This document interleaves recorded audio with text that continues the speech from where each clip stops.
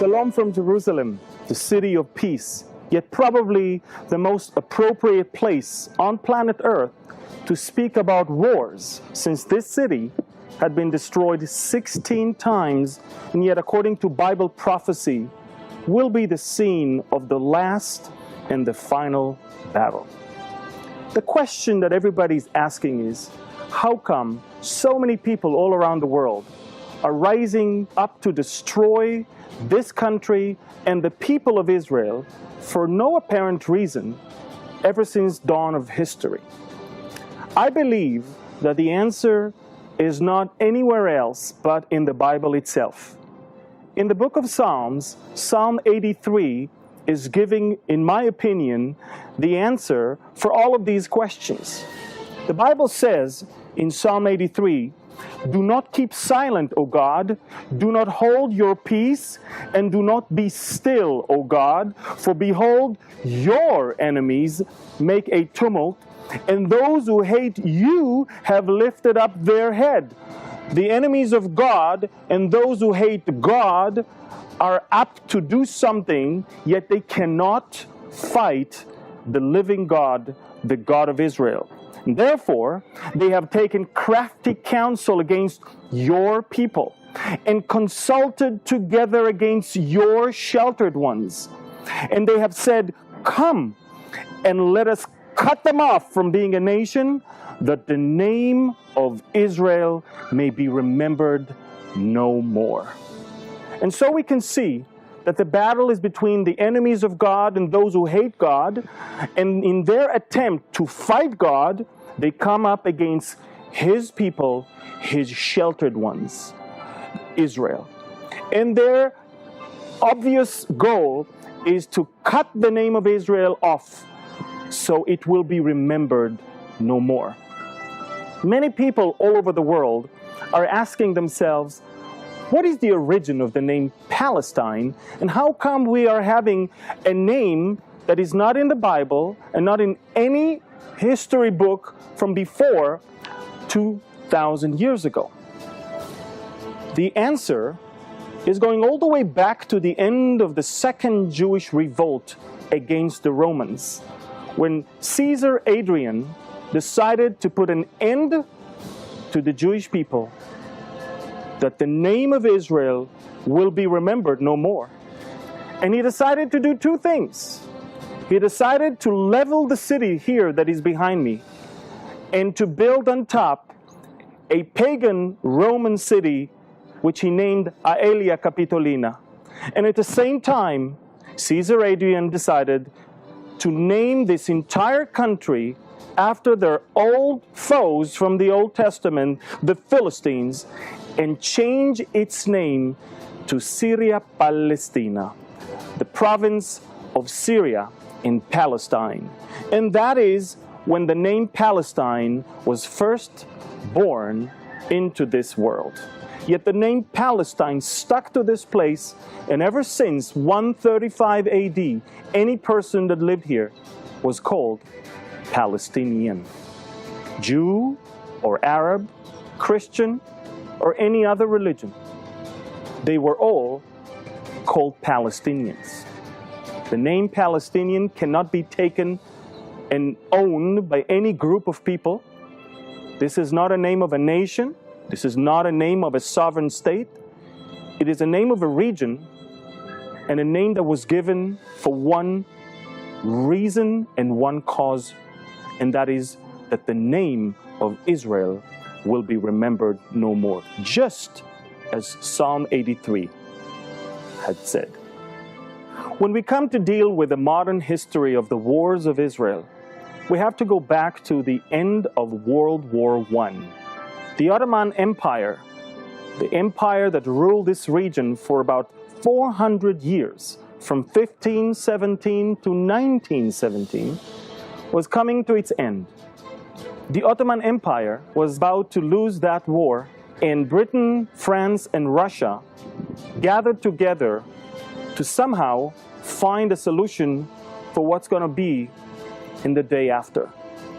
However, in 1917, the communist revolution in Russia left Russia outside of the game, and now it is only Britain and France. Sir Mark Sykes and François-Georges Picot were diplomats, British and French respectively, drew up in 1916 a secret treaty agreeing how Britain and France will carve up the remains of the Ottoman Empire, which they were absolutely confident that will be defeated by the end of that First World War.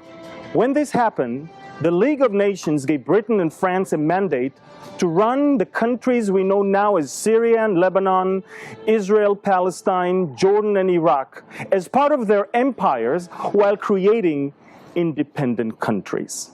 On November 2nd, 1917, the United Kingdom's Foreign Secretary, Sir Arthur James Balfour, sent to Baron Rothschild a letter that was supposed to be transmitted to the Zionist Federation of Great Britain and Ireland. In that letter, he writes, "Dear Lord Rothschild, I have much pleasure in conveying to you on behalf of His Majesty's government the following declaration of sympathy with Jewish Zionist aspirations, which has been submitted to and approved by the Cabinet. His Majesty's government view with favor the establishment in Palestine of a national home for the Jewish people and will use their best endeavors to facilitate the achievement of this object in being clearly understood that nothing shall be done which may prejudice the civil and religious rights of existing non-Jewish communities in Palestine, or the rights and political status enjoyed by Jews in any other country. I should be grateful if you would bring this declaration to the knowledge of the Zionist Federation. Yours sincerely, Arthur James Balfour." The Balfour Declaration was a milestone in the history of the Jewish people and their quest for a homeland here in the land of Israel. For the first time, the empire that controls this part of the world acknowledges the rights of the Jewish people for their homeland. It is a very unusual thing because most of the sympathy that the Jewish people received was only after 6 million were murdered by Nazi Germany. By 1917, the Brits understood that it is about time for the Jewish people to have their homeland in the land of Israel. Second World War. The invasion of Poland by Germany and subsequent declarations of war on Germany by France and the United Kingdom marked the beginning of one of the darkest eras in our history. From late 1939 to early 1941, in a series of campaigns and treaties, Germany conquered or controlled much of continental Europe and formed the Axis alliance with Italy and Japan. Following the Molotov-Ribbentrop Pact, Germany and the Soviet Union partitioned and annexed territories of their European neighbors, including Poland, Finland, and the Baltic states. The United Kingdom and the British Commonwealth were the only Allied forces continuing the fight against the Axis, with campaigns in North Africa and the Horn of Africa, as well as the long-running Battle of the Atlantic. In June 1941, the European Axis powers launched an invasion of the Soviet Union, opening the largest land theater of war in history, which trapped the major parts of the Axis military forces into a war of attrition. The Axis advance halted in 1942 when Japan lost the critical Battle of Midway near Hawaii and Germany was defeated in North Africa and then decisively at Stalingrad in the Soviet Union. In 1943, with a series of German defeats on the Eastern Front, the Allied invasion of Italy, which brought about Italian surrender, and Allied victories in the Pacific, the Axis lost the initiative and undertook strategic retreat on all fronts. In 1944, the Western Allies invaded France, while the Soviet Union regained all the territorial losses and invaded Germany and its allies. The war in Europe ended with an invasion of Germany by the Western Allies and the Soviet Union, culminating in the capture of Berlin by Soviet and Polish troops and the subsequent German unconditional surrender on May 8, 1945. Numerous times along the history prior to the establishment of the sovereign state of Israel, there were attempts to bring about a lasting, comprehensive peace between the Jewish people and the Arabs. One must wonder, how come up until today, not only that a peace like that is not around, but the hatred towards Israel is growing bigger and stronger? Fundamental Muslims believe that it is the will of Allah for Islam to rule the world. For them, Islamic law stipulates that to fulfill Muhammad's task, every infidel domain must be considered a territory of war.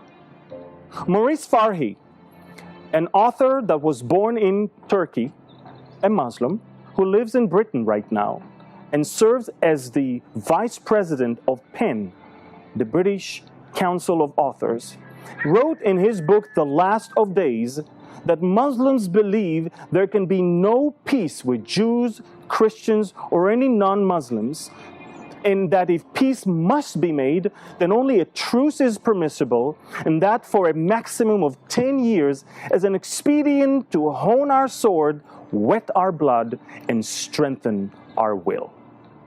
Fundamentalist Muslims must destroy the Jewish people and rule this country, or Muhammad is a false prophet and the Quran is not true. And such thought is inconceivable. So that the Muslims must attack Israel in order to be loyal to their own prophet. Now, this is not the position of all Muslims around the world, but it is the position of the fundamentalists and the jihadists, and unfortunately, up until today, their voice overtakes all the others. One would think that siding with the Arabs would cause the Arabs to side with the British throughout that war. Yet it was not the case. The Jewish population volunteered to the British Army to fight against Nazi Germany throughout World War II, yet the Arabs who lived here in the land of Israel, called then Palestine, sided and even more so collaborated with Nazi Germany.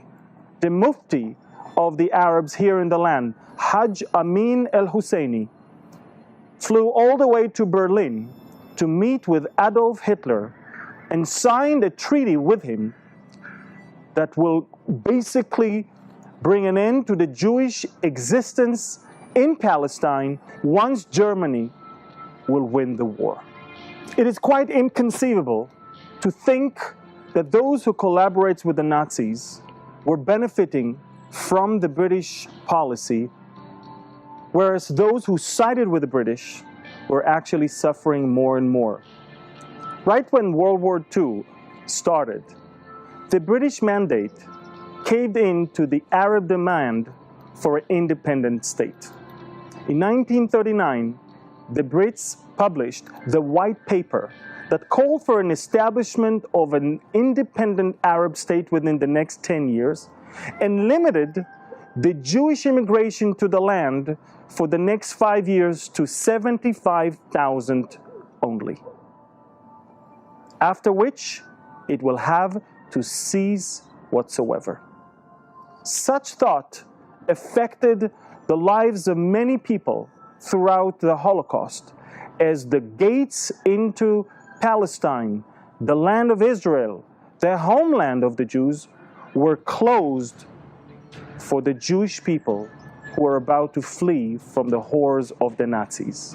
Once again, the Arabs rejected a very generous proposal, and it really fits what our first foreign minister, Abba Ibn, once said.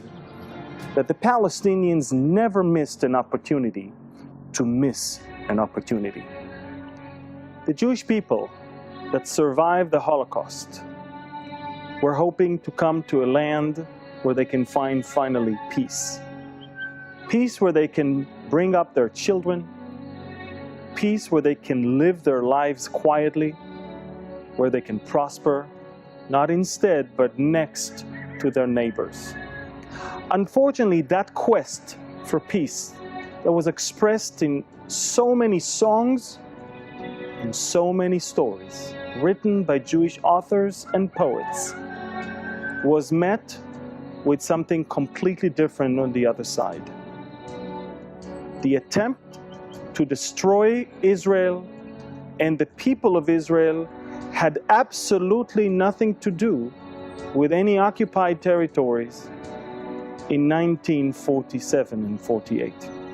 By then, Israel still did not have the West Bank, Gaza, the Golan Heights, or any other of these controversial places that are claimed to be the reason for this recent conflict. The Bible said in Psalm 120, "Woe is me that I dwell in Meshech, that I dwell among the tents of Kedar. My soul has dwelt too long with one who hates peace. I am for peace, but when I speak, they are for war." And indeed, when the British efforts to bring about peace to the land of Israel, to Palestine of those days, came to a deadlock, to a dead end, they decided that it's about time to pass the baton to the United Nations. In 1946, the United Nations started an effort to bring about, finally, a solution where it will be two states for two people, Israel for the Jews and Palestine for the Arabs. By November 29, 1947, a plan was drafted by the UN Commission for Palestine, and that plan was known as the Partition Plan. The plan was basically dividing the entire land between Jews and Arabs, leaving Jerusalem as an international place. That plan, which left 2/3 of the land which was desolated and desert in the hands of the Jews, and the most fertile area, the Galilee, in the hands of the Arabs, was embraced by the Jews and rejected by the Arabs. Once again, the Arabs missed an opportunity for a very generous offer given to them not only by the Brits, but this time by the entire United Nations. The Brits decided that on the eve between May 14 and May 15, 1948, they are going to lower the Union Jack flag and to leave whatsoever the Middle East to find its own solution by itself. On that day, Friday, May 14, 1948, the leader of the Jewish community in the land of Israel, David Ben-Gurion, summoned all the other leaders from all different fractions and parties to the museum in Tel Aviv, since Jerusalem was besieged. And over there, he read the Declaration of Independence of Israel. That declaration was basically bringing back the old and biblical and God-given name of this land and this country back to its place. David Ben-Gurion said, "I hereby declare the establishment of the state of the Jews, which will be called the State of Israel." If you remember, Psalm 83 says that our enemies are up to cut us off from being a nation, that the name of Israel will be remembered no more. The return of the name back to its land and the return of the people back to their land was the main reason for the outbreak of the War of Independence. We only had few hours to rejoice and dance in the streets before 5 Arab countries would invade into the land of Israel, the newborn state, and pose an existential threat to the people and the land. David Ben-Gurion literally had few hours to decide between 2 options, a bad one and even worse one. The bad option is to declare statehood and suffer an imminent war. The worst one is not to declare statehood and suffer an imminent war. David Ben-Gurion decided that although I have few hours, a nation must be born. And that, of course, brought life to the words of the prophet Isaiah in its 66th chapter, where he says, "Before she was in labor, she gave birth. Before her pain came, she delivered a male child. Who has heard such a thing? Who has seen such a thing?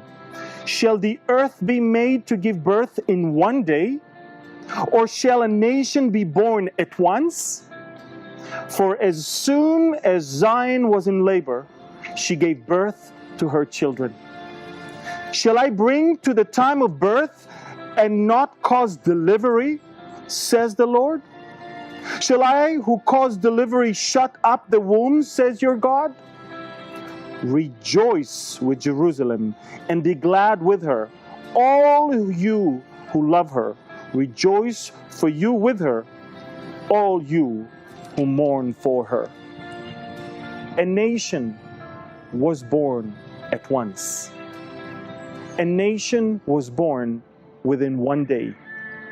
A nation that is now having not only a flag and a national anthem, but also a sovereign and an independent state.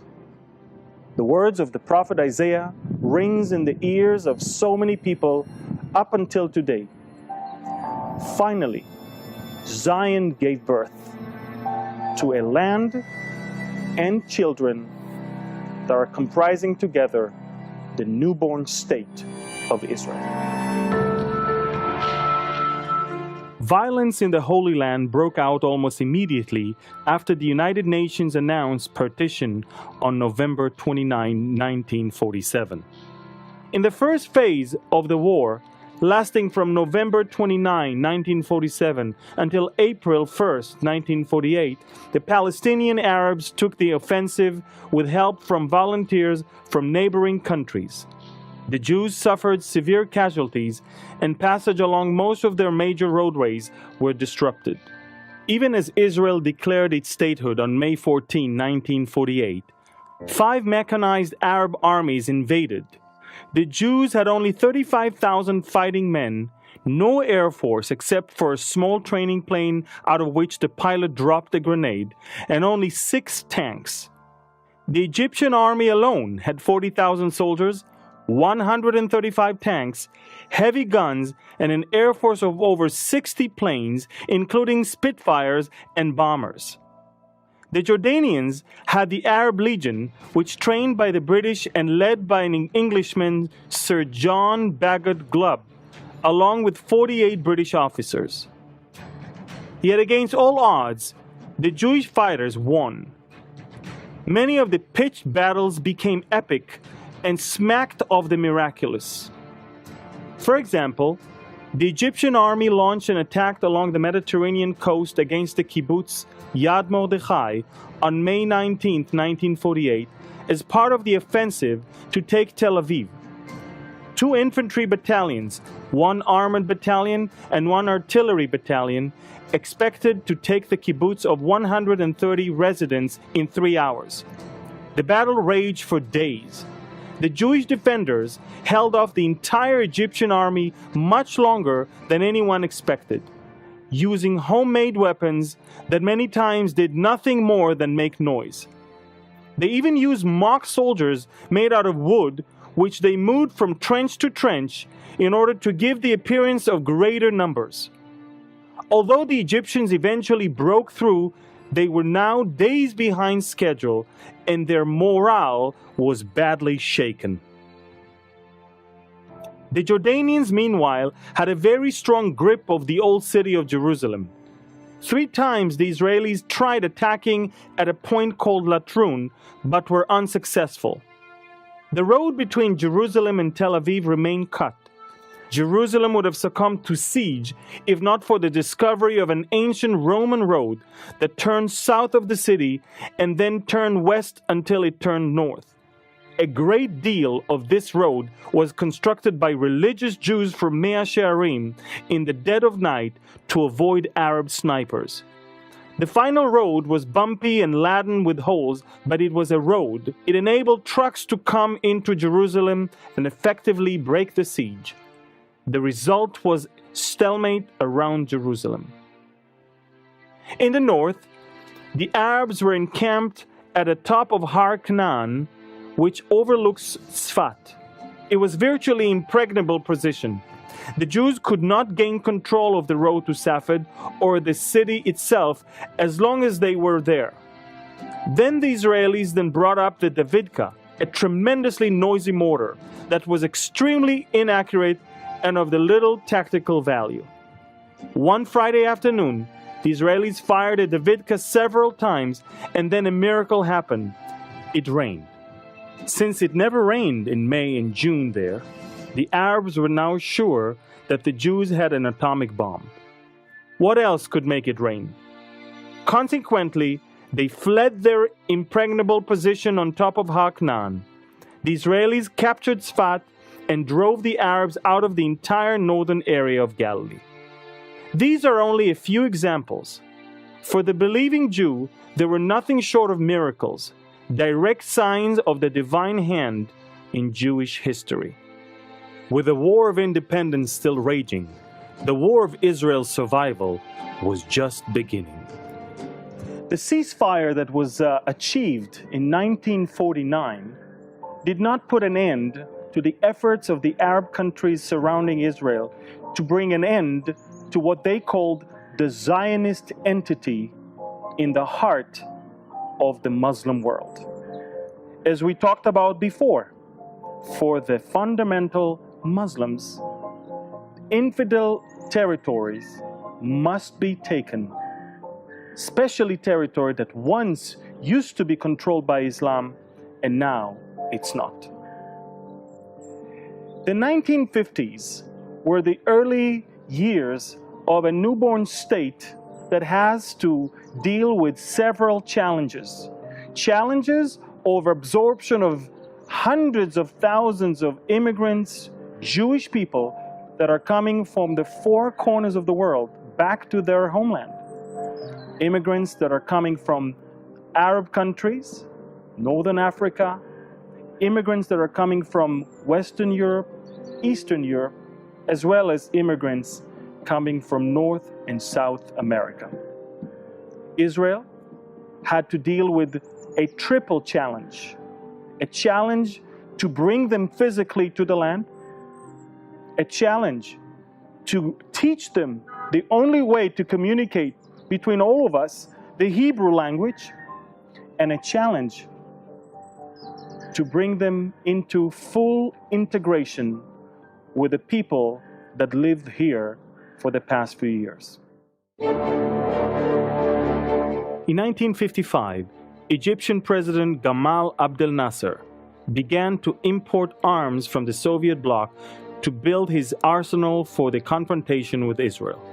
In the short term, however, he employed a new tactic to persecute Egypt's war with Israel. He announced it on August 31, 1955. Egypt has decided to dispatch her heroes, the disciples of Pharaoh and the sons of Islam, and they will cleanse the land of Palestine. There will be no peace on Israel's border because we demand vengeance, and vengeance is Israel's death. These heroes, the Fadayin, operated mainly from bases in Jordan, so that Jordan would bear the brunt of Israel's retaliation, which inevitably followed.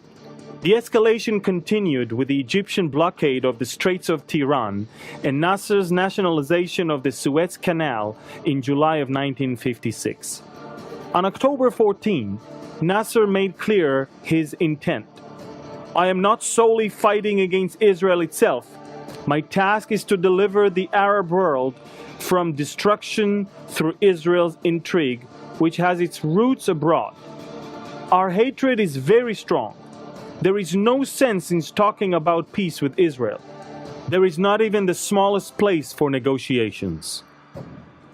Less than 2 weeks later, on October 25, Egypt signed a tripartite agreement with Syria and Jordan, placing Nasser in command of all three armies.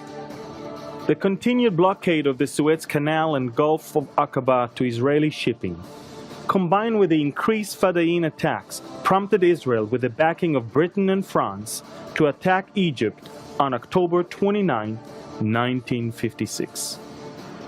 When the decision was made to go to war in 1956, more than 100,000 soldiers were mobilized in less than 72 hours, and the Air Force was fully operational within 43 hours. Paratroopers landed in the Sinai, and Israeli forces quickly advanced unopposed towards the Suez Canal, before halting in compliance with the demand of England and France. Though their allies had failed to accomplish their goals, the Israelis were satisfied at having reached theirs in an operation that took only 100 hours. By the end of the fighting, Israel held the Gaza Strip and had advanced as far as Sharm el-Sheikh along the Red Sea. A total of 231 Israeli soldiers died in the fighting. The United States subsequently joined the Soviet Union in a campaign to force Israel to withdraw. This included a threat to discontinue all U.S. assistance, UN sanctions, and expulsion from the United Nations.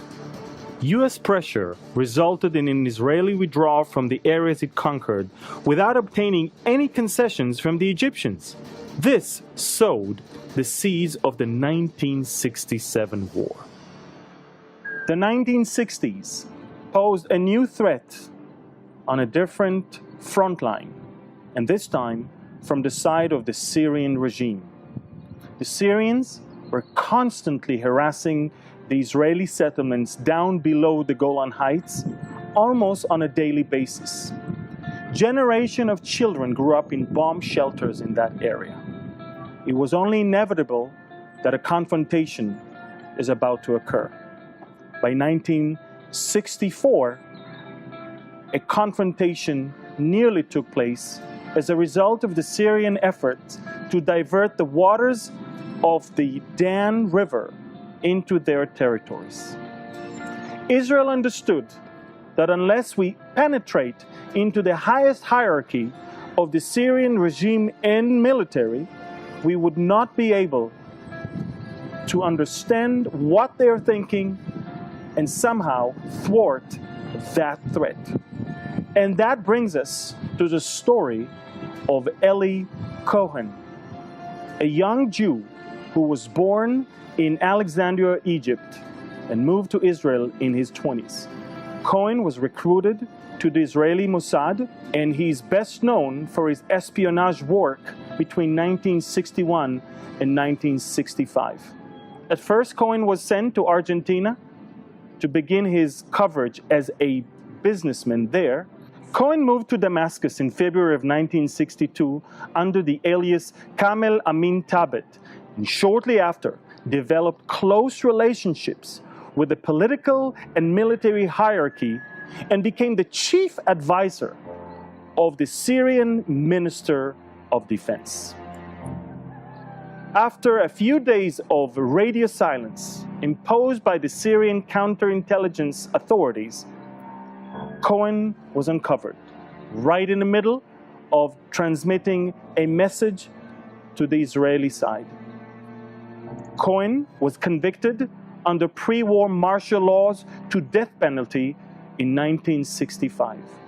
The intelligence that Eli Cohen gathered is claimed to have been an important factor in Israel's success in the 6 Days War in 1967.